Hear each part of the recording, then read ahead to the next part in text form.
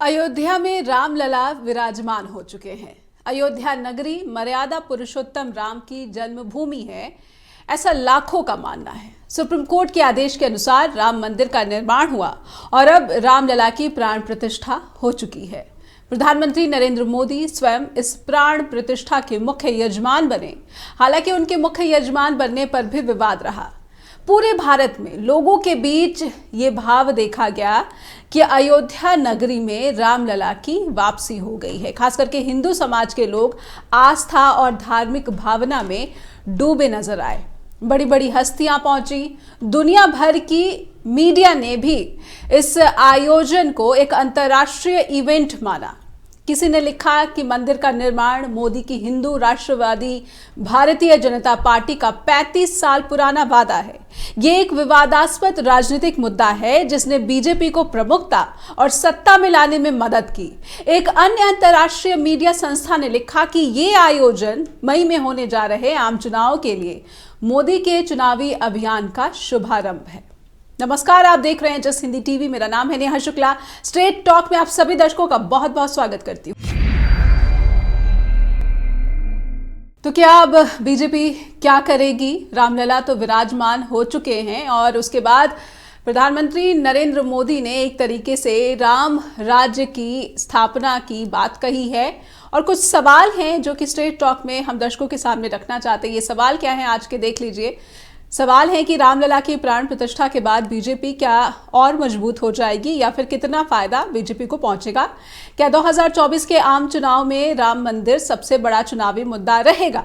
इसकी पूरी कोशिश बीजेपी जरूर करेगी और विपक्ष इससे कैसे निपटेगा या फिर ये चुनौती कैसे देखेगा? क्या 400 सीटों पर जो जीत का लक्ष्य बीजेपी कह रही है उसे राम मंदिर के मुद्दे पर पूरा कर लेगी बीजेपी? पीएम मोदी की जो छवि है, खास करके मुख्य यजमान की भूमिका जो उन्होंने निभाई है, उसके बाद इस छवि में क्या बदलाव देखने को मिलेगा? क्या विपक्ष ने इस आयोजन से दूरी बनाकर, खास करके कांग्रेस, समाजवादी पार्टी, कुछ ऐसी और उत्तर प्रदेश की राजनीति को भी देखते हुए, क्या विपक्ष ने कोई राजनीतिक ब्लंडर कर दिया है? इस आयोजन को जिस तरह से प्रमुखता दी गई है, लोगों ने इसको खुद से जोड़कर देखा। हमारे साथ बहुत ही प्रबुद्ध पैनल जुड़ चुका है। आइए उनका स्वागत करते हैं स्ट्रेट टॉक में। वरिष्ठ पत्रकार अनिल सिन्हा हमारे साथ जुड़ चुके हैं। अनिल सर, बहुत बहुत स्वागत करती हूँ मैं आपका। और सोशियो पॉलिटिकल और लीगल खास करके मामलों के भी जानकार हमारे साथ सिद्धार्थ सनवारिया जी भी जुड़ चुके हैं। सिद्धार्थ जी, आपका भी बहुत बहुत अभिनंदन। अनिल सर, शुरुआत में आपसे करना चाहूंगी कि रामलला प्राण प्रतिष्ठा संपन्न हो गई है। आज के आयोजन को आप किस प्रकार से देखते हैं और आपकी समीक्षा में, आपके आकलन में बीजेपी क्या अब वाकई में मजबूत हो जाएगी? ये मैं इससे शुरू नहीं करूंगा कि वो बीजेपी मजबूत होगी या उस कमजोर होगी। मैं इससे करूंगा कि लोकतंत्र जो है, लोकतंत्र कमजोर हुई है, तो इससे कमजोर हुआ है लोकतंत्र।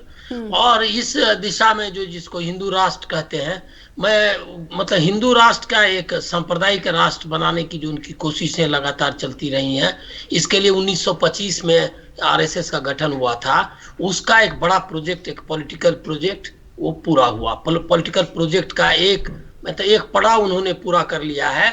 राम मंदिर तो आंदोलन में बाद में वो आए 1925 से लेकर के 1950 तक कहीं भी हिंदू महासभा या आरएसएस के एजेंडे में राम मंदिर नहीं था। ये 1950 के बाद 1949 में जब रामलला की मूर्ति प्रकट हुए तो उसकी मूर्ति प्रकट हुई, उसके बाद से ये आंदोलन कहा जाने लगा। लेकिन वो भी नहीं था 1960 के दशक या 50 के दशक में कोई उनके एजेंडे पर राम जो है उनके एजेंडे पर नहीं थे।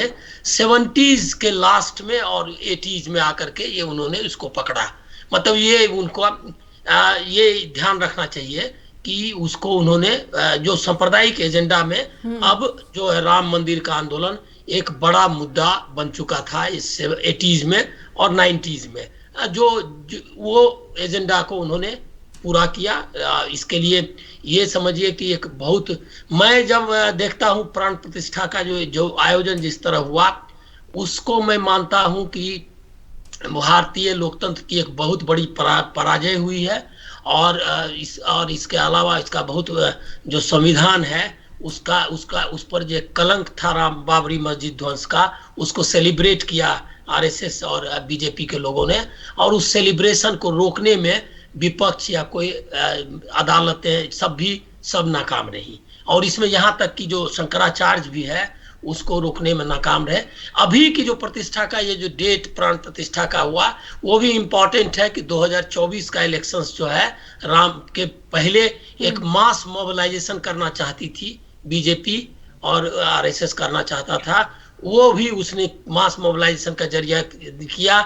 सारे सारे ये पैसे किसने दिए, इतने झंडे कहाँ से आए? सब जगह उन्होंने मॉल से लेकर के बाजार के केंद्रों में सब जगह राम मंदिर का धून और उसका कटआउट्स, उसकी मूर्तियां लगा करके उन्होंने इसको माध्यम बनाया 2024 के रनअप के रूप में भी। और दूसरी तरफ ये जो घोषणा जिस तरह से भाषण हुआ उसके संस्कृत निष्ठ जो शब्द हैं उस पर मत जाइए, सुचिता, नीति, नियम, इस पर मत जाइए। उसका जो एजेंडा है असल में एजेंडा उस पर जाइए। उसका ध्वनि क्या था? उसका ध्वनि ये था, दोनों ने मतलब भागवत और मोहन भागवत जी ने और मोदी जी ने जो कहा है उसमें साफ है कि 500 साल मतलब जो मध्य भारत है, मध्यकालीन भारत है, उसका ये मतलब उसको हिस्ट्री से वाइप आउट करना है। और वो एक गुलामी का वर्ष था जो उनकी नैरेटिव है। तो ये एक आउट एंड आउट एक जो अल्पसंख्यक या मुसलमान जिन्होंने कंट्रीब्यूट किया है, मतलब मुगल काल हो या सल्तनत का पीरियड हो, जो हमारे तरक्की के इतिहास के बहुत बड़े गवाह हैं, उसमें खट्टा मीठा दोनों है। उसमें भी सांप्रदायिकता थी, उसमें भी कटुता थी, ये भी था, लेकिन उसमें करुणा भी था, विकास था, नई ऊंचाइयों पर ले गया। उसमें उसी में भक्ति काल है जिसमें कबीर भी हैं, तुलसी भी हैं, और उसी में कुछ मौलाना भी हैं, दूसरी तरफ जायसी सूफी हैं। तो ये जो काल है ये मिक्स हर एक पीरियड में ऐसा रहा है। ये हिंसा, कटुता, ये सारा कुछ हर एक समाज का के हिस्से में आता है। तो वो जो है उसको वाइप आउट करना, उस पर उन्होंने मुहर लगाई यह कह करके कि हमने जो 500 वर्ष के बाद रामलला का आगमन हुआ है। अगर और उन्होंने ये नैरेटिव भी जो था, जो शंकराचार्य ने 10वीं शताब्दी में, 9वीं शताब्दी में जिसका ये किया था कि ब्रह्म निराकार होता है और उसका कोई आकार नहीं है और ये जगत जो है मिथ्या है, माया है, तो उसका भी उन्होंने खंडन किया है। हिंदू धर्म को भी एक नए डिबेट में उन्होंने ला दिया है, जिसका कि आपने देखा ही कि शंकराचार्य ने जो आलोचना की है, तो वो आलोचना तो है ही, साथ में वो भक्ति काल का जो वो पूरा जो हमने तरक्की की, मतलब हमने मतलब हिंदुओं ने जो अपने आध्यात्मिक और सांस्कृतिक उन्नति की थी उसका भी खंडन किया है। तो ये चौतरफा हमला किया है आरएसएस ने, और उस हमले को सेलिब्रेट किया ये प्राण प्रतिष्ठा के जरिए। मैं ऐसा मानता हूं, मैं इसे एक बहुत बड़ी चुनौती संस्कृति, संविधान और राजनीति पर मानता हूं, लोकतंत्र पर मानता हूं, जिसमें कि विपक्ष को एक बड़ी चुनौती उन्होंने रखी है उनके सामने, और उस चुनौती को राहुल गांधी ने लेकिन स्वीकार किया है, ये भी अंडरलाइन करना चाहते। इसमें लोकतंत्र, जिस तरह से अनिल सर ने कहा है कि लोकतंत्र कहीं ना कहीं और कमजोर किया गया है इस प्राण प्रतिष्ठा के जरिए। सिद्धार्थ जी, स्वयं प्रधानमंत्री नरेंद्र मोदी जो पूरे के पूरे भारतवर्ष के प्रधान सेवक हैं, वो प्राण प्रतिष्ठा के मुख्य यजमान होते हैं। कई विवाद तो इस पर भी रहे। आप इस तरह की जो कोई धार्मिक घटना होती है इसे किस तरह से देखते हैं, खास करके जिस राष्ट्र में चुनाव होने वाले हैं? सबसे पहले मैं ये कहना चाहूंगा कि राम मंदिर का निर्माण बिल्कुल लीगल है, एज पर द कॉन्स्टिट्यूशन है, जो मैं नहीं कह रहा, सुप्रीम कोर्ट का लॉ जो बेंच कह रहा है। आज वहां पर सुप्रीम कोर्ट के पूर्व मुख्य न्यायाधीश भी थे, एक नहीं एक से ज्यादा, कानून के विशेषज्ञ भी थे, गणमान्य व्यक्ति भी थे। कहीं पर भी उसको इलीगल करार देना हम में से किसी की भी क्षमता के बाहर है। रही बात राजनीति की, जब रथ यात्रा निकली थी उसके संयोजक थे प्रमोद महाजन जी। 2 सीटों से 119 सीट रथ यात्रा लेके आई। आज जो राम मंदिर में श्री राम की प्राण प्रतिष्ठा हुई है, मुझे इसमें कोई संदेह नहीं कि नरेंद्र मोदी और उनकी भाजपा 400 का आंकड़ा पार ना कर पाए, बड़े आसानी से वो 400 प्लस हासिल कर लेंगे। हम्म। लोकतंत्र केवल सत्ता पक्ष का नहीं होता, विरोधी पक्ष का भी होता है। हमारी दुर्भाग्य ये है कि हमारी जो अपोजिशन है वो सिर्फ एक व्यक्ति के ऊपर केंद्रित है। वो सब एंटी मोदी स्टेटमेंट्स देते हैं। उनके पास ना तो कोई विषय है जिसके ऊपर जनता उनके साथ आए। जो हमने अभी तक देखा है पिछले 2 चुनावों में, हम बात कर रहे हैं संसदीय चुनाव की, हम विधानसभाओं की बात नहीं कर रहे, वहां के मुद्दे कुछ और भी हो सकते हैं। ठीक है जी। अब जो 2024 मई में इलेक्शन आ रहा है कि हम अपना प्रधानमंत्री कौन किसको देख रहे हैं, वो सिवाय मोदी के मुझे तो कोई और दिख नहीं रहे। कारण है कि हमें देखना होगा कि मतदाता कौन है। मतदाताओं में राम भक्त भी है। हमारा जो बहुसंख्यक समुदाय है उसके अंदर श्री राम के ऊपर कई लोगों की आस्थाएं अडिग है। ठीक है। राम मंदिर के कार्यक्रम को ये कहना कि सरकार ने किया है, मैं नहीं मानूंगा, क्योंकि वो एक ट्रस्ट क्रिएटेड है। सरकार की भूमिका दिख रही है, इसके अंदर कोई दो राय नहीं, भूमिका है। प्रधानमंत्री अगर यजमान बनते हैं, इसके अंदर लोकतंत्र को खतरा होना मेरे को नहीं लगता। वो एक रिलीजियस फंक्शन में गए हैं, उन्होंने किसी और रिलीजन के लिए और किसी सेक्ट के लिए कुछ गलत नहीं कहा। ये बहुत ही संयम की बात मैं बात कर रहा हूं जी। राहुल गांधी जी के बारे में जो हम बात कर रहे हैं, क्योंकि भारत के अंदर सिर्फ 2 राष्ट्रीय पार्टी हैं, एक है कांग्रेस और एक है बीजेपी। बाकी सब रीजनल है, कोई हरियाणा में सक्रिय है, कोई उत्तर प्रदेश के अंदर है, कोई सिर्फ हैदराबाद के अंदर है। तो उन लोगों का ज्यादा अस्तित्व राष्ट्रीयता के ऊपर नहीं होता। राहुल जी को टैलेंट के साथ खड़ा होना पड़ेगा, जिन्होंने आज जो खबरें आई है कि उन्होंने पीवीआर तमिलनाडु के अंदर इसका प्रसारण पे रोक लगाई। जब राहुल जी एक ऐसे नेता के साथ जो क्षेत्रीय नेता है खड़े लेकिन सिद्धार्थ जी, क्या किसी देश के प्रधानमंत्री का इस तरह किसी मंदिर के प्राण प्रतिष्ठा में मुख्य यजमान बनना, ये जबकि जो हमारा संविधान है ये एक धर्मनिरपेक्ष देश की जो है परिकल्पना करता है, तो क्या, मेरा ये सवाल है कि मैं इस पे समझना चाहूंगी, मुख्य यजमान की भूमिका निभाना विधि विधान के भी अनुरूप है? इस पर भी विवाद रहा है। विवाद तो हर एक विषय पे आ सकता है, लेकिन भारतीय संस्कृति में धर्म का एक बहुत इंपॉर्टेंट रोल है। हर व्यक्ति धर्म से जुड़ा हुआ है। धर्म के साथ राजनीति करना अनैतिक है। लेकिन अगर कोई व्यक्ति धार्मिक अनुष्ठान कर रहा है, वो स्वतंत्र है, चाहे वो प्रधानमंत्री क्यों ना हो। Everybody is free to profess his religion. Opposition parties ने इस कार्यक्रम को मोदी का, बीजेपी का और आरएसएस का कार्यक्रम घोषित किया है, जबकि ना तो आरएसएस ने, ना बीजेपी, ना मोदी ने ये घोषित किया कि ये उनका कार्यक्रम है। हमारा दुर्भाग्य इसलिए रहेगा क्योंकि जो हमारे विपक्षी दल हैं, उनको ये समझ नहीं आ रहा कि उनको मुख्य धारा के जो मेजॉरिटी है उनको भी साथ लेना, उनको अपोज नहीं करना।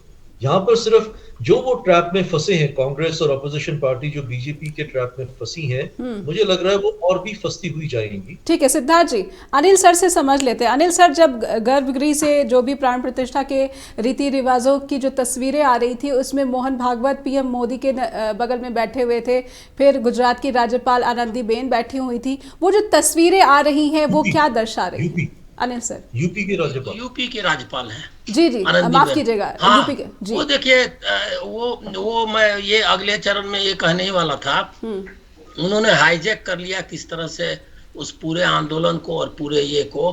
कोई जो राम मंदिर जो के महंत और सारे लोग थे, वो कोई फ्रेम में नहीं थे। फ्रेम में 5 लोग थे। 5 में एक थे योगी आदित्यनाथ, दूसरे थे आनंदीबेन पटेल और तीसरे थे मोहन भागवत, चौथे थे प्रधानमंत्री। अब 5वां व्यक्ति था वो जो पुरोहित था। इसके अलावा जो है आसपास घूमते हुए वो भी जो उनका भाषण हुआ, उनका नाम मैं भूल जाता हूँ, उस ट्रस्ट की तरफ से उन्होंने जो शुरुआत की थी, स्वागत किया था, उसमें उन्होंने रामलला की तारीफ नहीं की।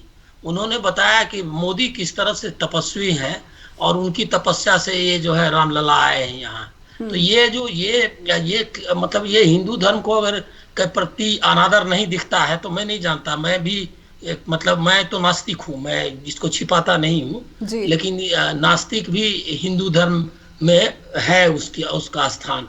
तो उसके उसके उसके बिना पर कह सकता हूँ कि सीधा सीधा अपमान किया उन्होंने सारे संतों का, सारे पुरोहित, सब लोगों का। जजमान बनना तो संविधान के विरुद्ध था, क्योंकि कोई भी स्टेट हेड के रूप में वो अगर प्रधानमंत्री के रूप में नहीं अगर रहते तब तो था, कोई बात नहीं थी, लेकिन वो तो थे, प्रधानमंत्री थे, इसीलिए वहाँ का राज्यपाल भी उपस्थित था, वहाँ का मुख्यमंत्री। प्रोटोकॉल होता है जी। और उस प्रोटोकॉल के हिसाब से ही वहाँ चल रहा था। ये सरकारी आयोजन किया था, नेशनल टीवी ने इसको ब्रॉडकास्ट किया ये लाइव, और अब उसी का फीड लिया बाकी लोगों ने।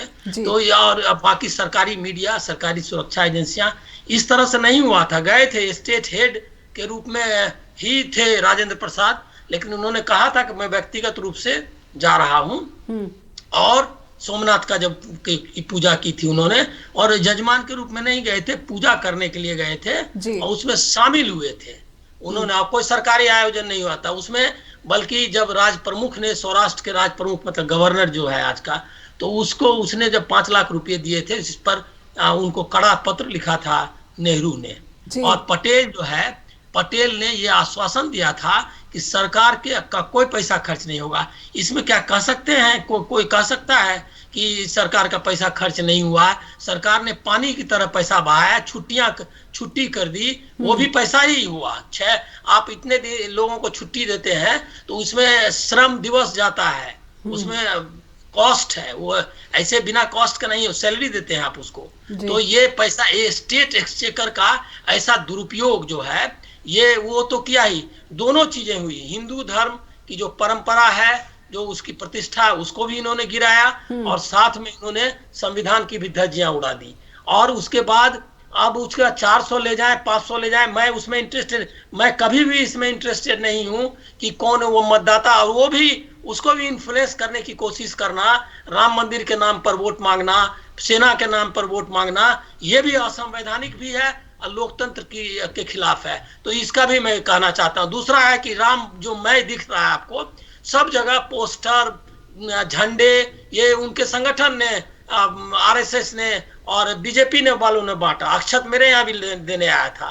तो कोई राम में नहीं हुआ था, एक पॉलिटिकल प्रोजेक्ट के तहत स्क्रीन लगाया गया, सारे नेता इनके मौजूद थे, ये पॉलिटिकल प्रोग्राम था, इसको स्वीकार। यही प्रॉब्लम है, आरएसएस कभी सच नहीं बोलता है, और आरएसएस का जो संगठन है, सच कम से कम बोलो। जो कम से कम राम जी के पास गए हो, राम जी तो सच और मर्यादा के मतलब वही आख्यान है उनका, और वही तो लंबे समय से, जिसको कि मोहम्मद इकबाल ने भी कहा इमाम हिंद, तो इसलिए तो नहीं कहा।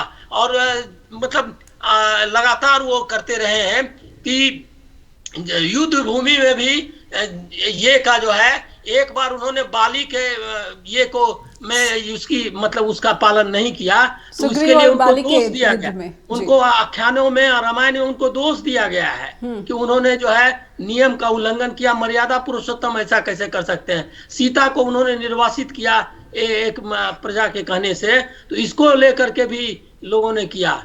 तो इसीलिए ना कि जो अपवाद है उनके चरित्र में, उसको लेकर के भी लोग इतने सेंसिटिव थे। और आप में तो उदाहरण है ही नहीं, अपवाद ही है सिर्फ, मतलब मर्यादा का सारा अपवाद जो है वो दिखाई देता है। और दूसरा एक और देखेंगे कि यहाँ भी ऐसे व्यक्ति के तौर पर भी मैं कहना चाहूंगा कि इतना आत्मनिष्ठ, आत्मरति में लीन व्यक्ति कोई हिंदुस्तान का प्रधानमंत्री नहीं हुआ है। हर प्रधानमंत्री के कैमरे में 2-4 लोग आसपास नजर आते हैं। इन्होंने यहाँ प्रांगण को भी नहीं छोड़ा, कैमरा सिर्फ मोदी को कर रहा था, नहीं तो उनके जो एसपीजी वाले वो भी 15 मीटर दूर जो है खड़े थे। तो इसीलिए ये बात रेखांकित करना जरूरी है, क्योंकि राष्ट्राध्यक्ष है, वो मतलब वो इलेक्टेड प्राइम मिनिस्टर है, हमारे प्रमुख है। जी, और दूसरा है कि इतनी बड़ा आयोजन हुआ है हिंदू धर्म के नाम पर, तो ये सारे सवाल तो उठेंगे ही। बिल्कुल, बहुत बहुत मैं इसका धन्यवाद। इजाजत लूंगा, जी जी, क्योंकि बिल्कुल मुझको बिल्कुल एक और दूसरी जगह जाना बिल्कुल, है। बहुत बहुत धन्यवाद अनिल सर, आपने समय निकाला। जब अनिल सिन्हा सर कुछ कह रहे थे,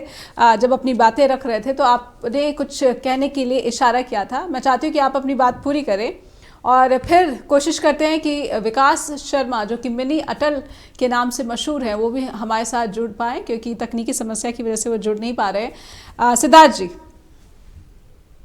अनिल सिन्हा जी ने कहा कि वो नास्तिक हैं। अभी अनिल जी है नहीं, तो उनके एब्सेंस में बोलना नैतिकता नहीं होगी। मैं सिर्फ ये बोलूंगा कि जब उन्होंने कह दिया कि वो धर्म में विश्वास नहीं रखते, तो उनकी जो टिप्पणियां रही उस पर मैं कोई टिप्पणी नहीं करना चाहूंगा। पर उन्होंने ये बात तो जोड़ी कि हिंदू धर्म में इसको भी जगह दी गई है।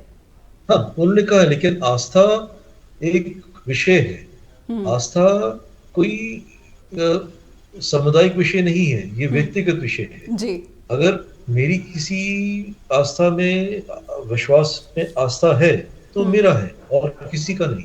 जी। अब हम बात करते हैं श्री राम प्राण प्रतिष्ठा का। इससे हम सबको हर्ष होना चाहिए, हर एक भारतीय को। मैं तो कहूंगा भारतीय को क्यों, हमारी जो अखंड भारत है, जिसके अंदर पाकिस्तान, बांग्लादेश, अफगानिस्तान, तिब्बत, इवन चाइना, सबको हर्ष होना चाहिए कि एक समुदाय अपनी हर्ष उल्लास के साथ एक आयोजन कर रहा है, धार्मिक आयोजन कर रहा है, कि सबको खुश रहना चाहिए, सबको हर्षित रहना चाहिए। पॉलिटिकल इश्यूज बहुत माइनर होते हैं धर्म के आगे।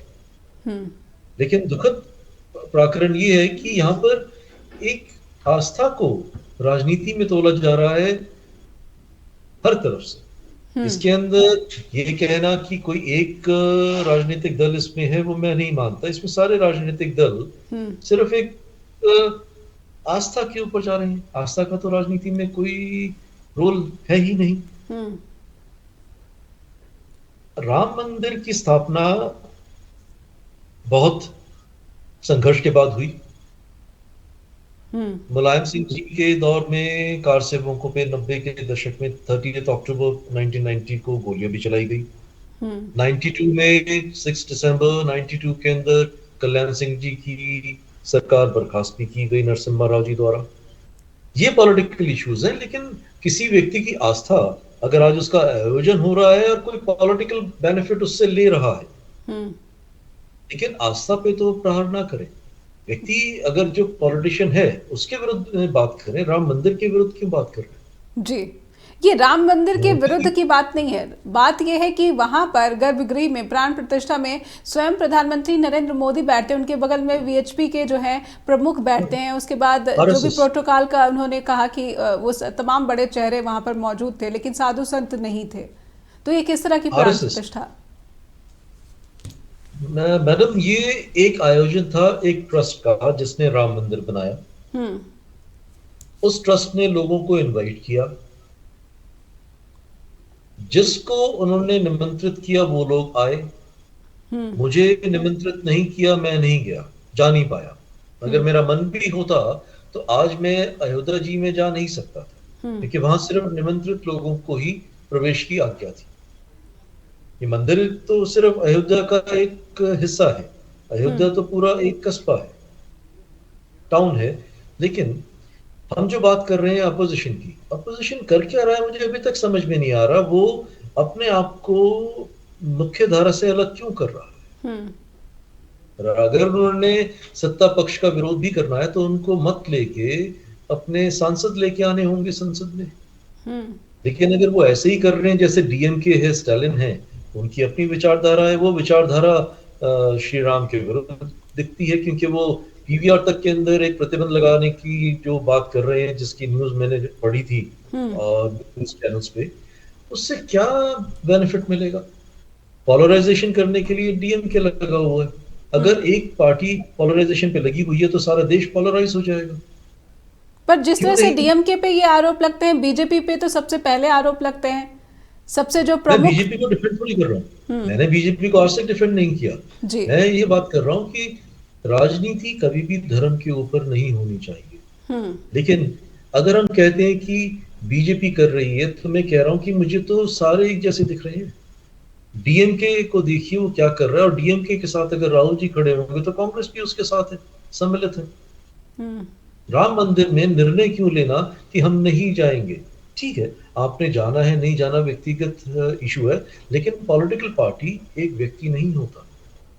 पॉलिटिकल पार्टी, अब प्रमोद कृष्ण जी हैं, एक अच्छे प्रवक्ता भी रहे हैं, कांग्रेस के सांसद भी रहे हैं, उन तक ने ये कह दिया कि विदुर ने भी महाभारत में दुर्योधन को समझाने का प्रयास किया।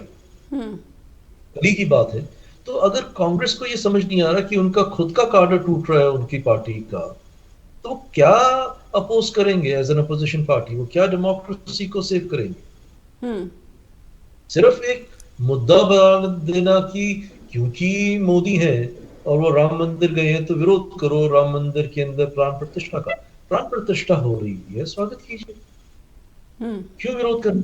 कोई किसी के विरुद्ध कार्य थोड़ी किया जा रहा है। अगर श्री राम में प्राण प्रतिष्ठा हो रही है तो वो किसी व्यक्ति के, किसी समुदाय के, किसी धर्म के विरुद्ध तो हो नहीं रहा। विकास सर, बहुत बहुत स्वागत करती हूँ मैं आपका स्ट्रेट टॉक में। और पूरी दुनिया, बल्कि मैं कहूँगी कि कोई भी देश ऐसा नहीं है जहाँ पर रामलला के मंदिर में जो प्राण प्रतिष्ठान हुआ है उस पर वहाँ की मीडिया का ध्यान नहीं है, बल्कि कई देशों में भी जो है रामलला प्राण प्रतिष्ठान की जो रौनक है देखने को मिली है, तस्वीरें इस तरह की आई हैं। विकास सर, मैं क्योंकि आप मिनी अटल के नाम से बहुत ही मशहूर हैं और इस समय अटल बिहारी वाजपेयी को भी बहुत याद किया जा रहा है, तो विकास सर के बारे में थोड़ा सा और मैं दर्शकों को बताना चाहूँगी कि जनसंपर्क अधिकारी भी हैं और इनका पत्रकारिता से भी नाता रहा है, और उसके बाद अब ये प्रशासन के साथ जनसंपर्क अधिकारी की भूमिका निभा रहे हैं। लेकिन इस बीच इन्होंने अटल बिहारी वाजपेयी के सामने भी उनकी मिमिक्री की है और भी जो बीजेपी के कई बड़े नेता उनके सामने अपनी प्रस्तुति दे चुके हैं। तो विकास सर, बहुत बहुत स्वागत है आपका। और मैं आपसे के ज़रिए ये समझना चाहती हूँ और दर्शकों तक भी पहुँचाना चाहती हूँ कि अगर अटल बिहारी वाजपेयी आज मौजूद होते तो उनकी क्या प्रतिक्रिया होती? नेहा जी, रामलला में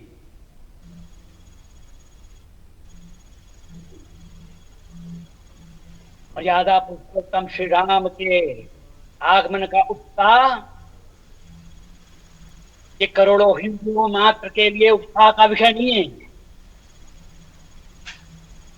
श्री राम मानवता पर विश्वास करने वाले असंख्य लोगों के लिए वंदनीय है। श्री रामलला के स्वागत के लिए तो रामोत्सव मनाया जा रहा है। मैं समझता हूं यह राष्ट्रीय गौरव का अवसर है। यह राजनीतिक दृष्टि से देखे जाने योग्य विषय नहीं है।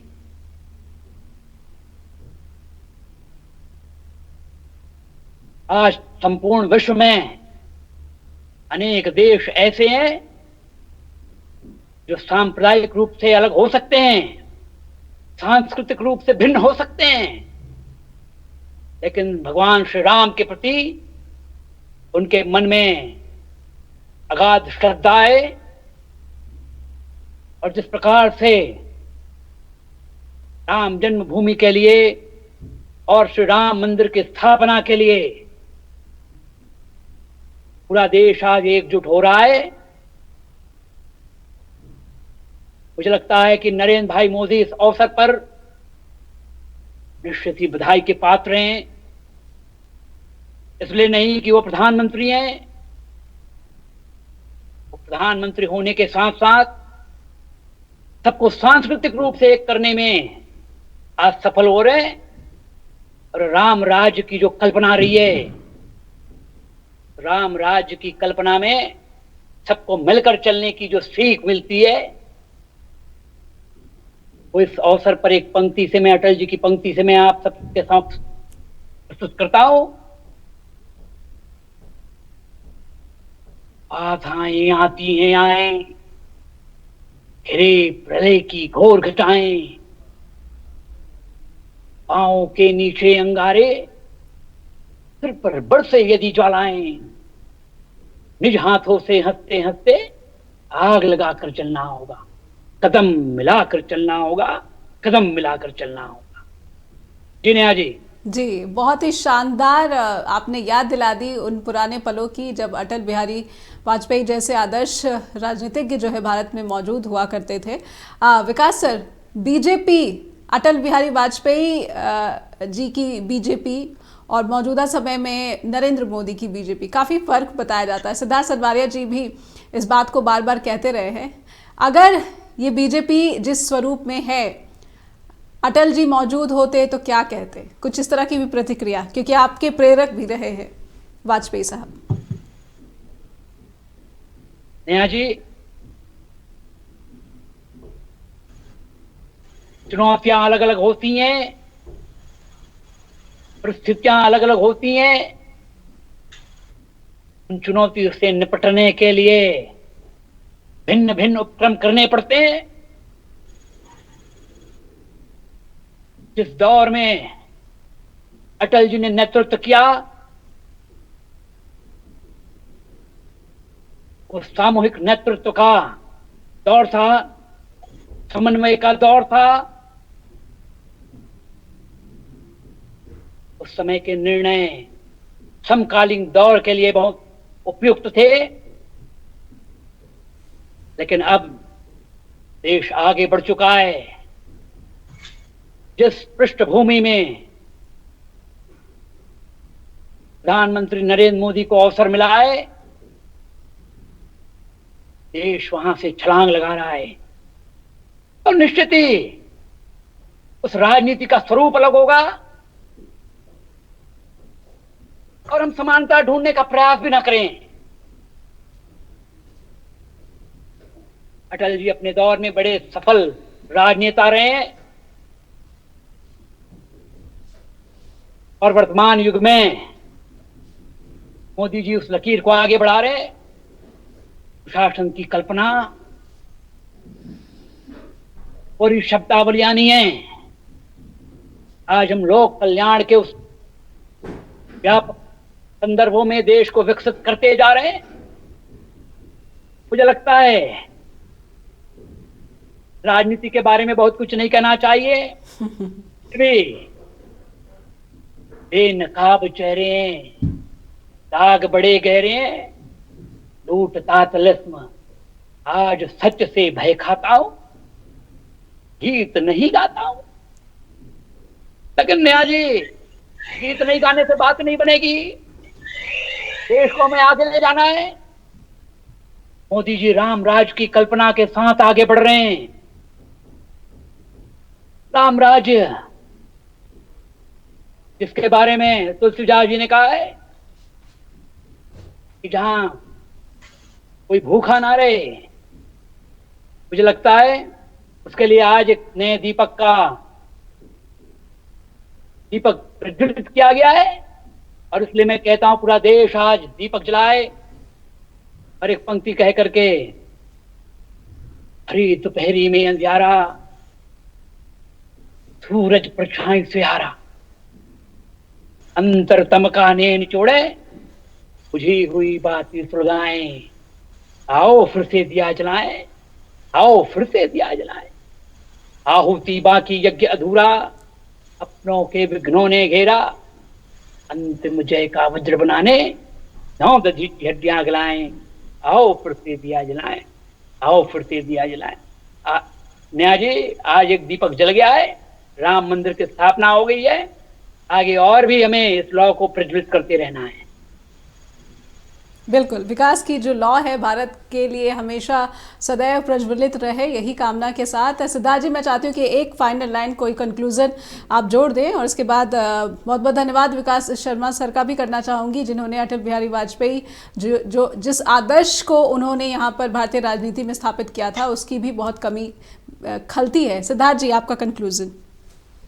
माननीय अटल जी ने विपक्षी दल में रहते हुए अपना कार्य संपन्न किया, अपनी छवि बनाई। आज जब मैं अपने राष्ट्र को देखता हूं, जो उसको सुदृढ़ करने का कार्य अटल जी ने किया, वो एक विपक्षी नेता के रूप में किया अधिकतर। आज क्या विपक्ष में कोई ऐसा नेता मुझे मिलेगा जो राष्ट्र के लिए बात करे, इन धर्म को लेकर तुच्छ राजनीति ना करे। हम्म, मैं उसकी वेट करूंगा, उसकी प्रतीक्षा करूंगा। बिल्कुल, बहुत बहुत धन्यवाद करना राम चाहूंगी जी जी। का स्थापना हुई है। मैं चाहता हूं ऐसे कोई नेता आए जो राष्ट्र के लिए विपक्ष में काम करे। जी, बहुत बहुत विपक्ष धन्यवाद करना तुरंत चाहूंगी। नहीं करे। जी जी, सिद्धार्थ जी आपका भी बहुत बहुत आभार, और विकास सर आपका भी बहुत बहुत धन्यवाद, आप स्ट्रेट टॉक के साथ जुड़े। और दर्शकों से अब आखिर में अनुरोध करना चाहती हूँ कि आपको स्ट्रेट टॉक से जुड़ी हुई कोई भी सुझाव है, शिकायतें हैं, तो आपका बहुत बहुत स्वागत करती हूँ मैं। आप हमें info@justbroadcasting.com और neha@justbroadcasting.com पर अपना ईमेल भेजना ना भूलें। बहुत बहुत धन्यवाद, होगी आपसे फिर से मुलाकात, अपना ख्याल रखिए।